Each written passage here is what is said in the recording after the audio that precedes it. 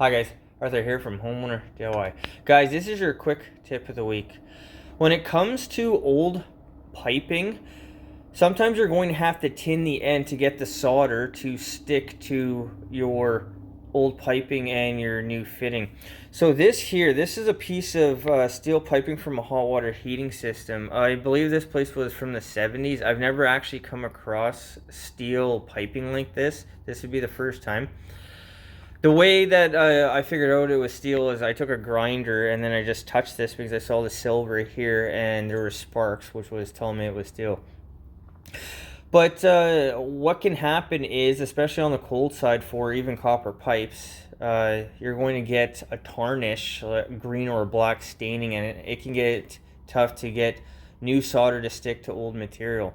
So this is the way to tin the end of a pipe to get ready for soldering. Alright, this is our material.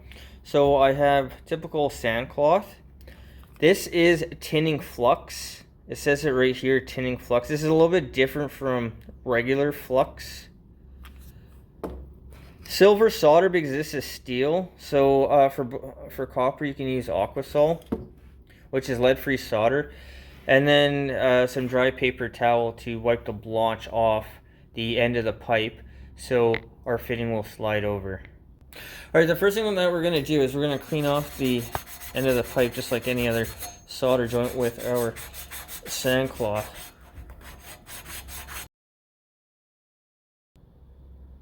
Alright, what I'm going to do is I'm going to heat up the edge of the pipe with the torch. Once it is warm, I'm going to put our tinning flux here onto it, and that should melt right away because the pipe is hot.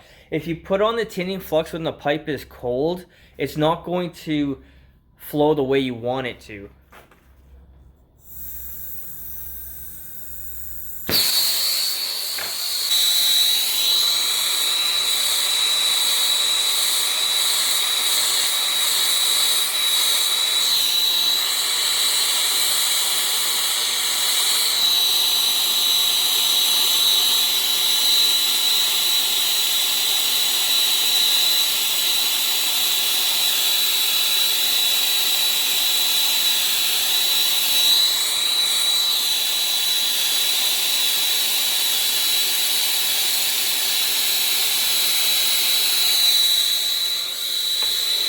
And now with our flux nice and warm, we can add solder.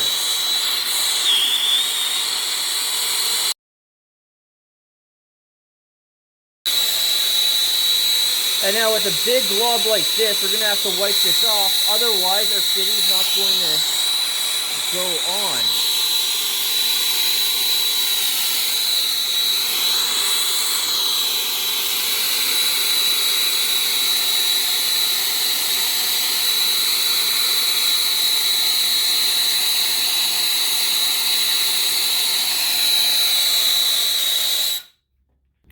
Alright, so this is now the end of our pipe. It's coated with a thin layer of brand new solder. Make sure when you wipe using the paper towel or a rag, make sure that it's dry, otherwise it can dry too fast. But now this will be ready to have a fitting slide right onto it, and you should be able to solder this on the first time. Guys, prepping your surface for soldering, especially in tight places, is going to save you a lot of headache down the road. Guys, that is your quick tip of the week.